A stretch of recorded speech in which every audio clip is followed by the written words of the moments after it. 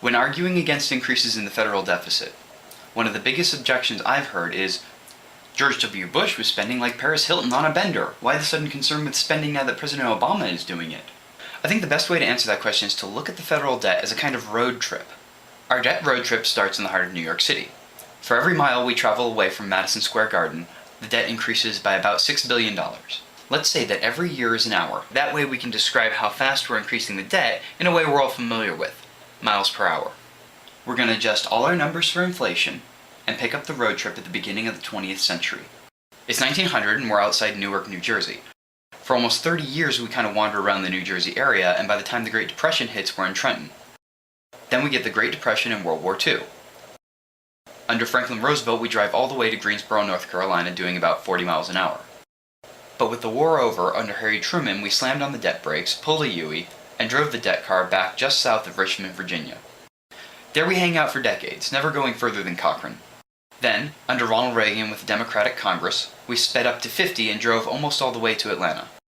Under H.W. Bush and with the Democratic Congress, we were doing 63 and ended up just past Tuscaloosa. Then, under Clinton and with the Republican Congress, we slowed down to about 18, which brought us just outside Jackson, Mississippi.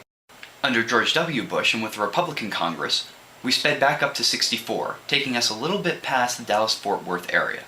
This was the fastest the debt car had ever gone in history. At which point, Bush got out of the driver's seat and Obama got in, and we started going backwards. I try to be funny. No, I'm kidding. According to his own budget estimates for the next 8 years, President Obama plans on driving the debt car at 174 miles per hour. This is not an extrapolation of 2009, this is the president's own budget predictions for the next 8 years. I can understand someone who's comfortable doing 63, getting pretty freaked out when they suddenly start going 174. My mother is one of those people, as is my wife. And apparently all of my friends, none of whom were willing to drive 170 miles an hour down a perfectly flat, straight piece of highway while I filmed them for this video.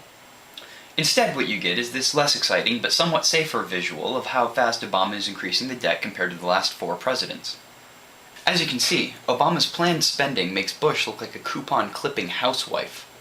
What I don't understand is people who were screaming that we were driving irresponsibly fast at 63, suddenly claiming that 170 is a perfectly reasonable speed. I think it may have more to do with who's driving, but it doesn't sound like an era of responsibility to me.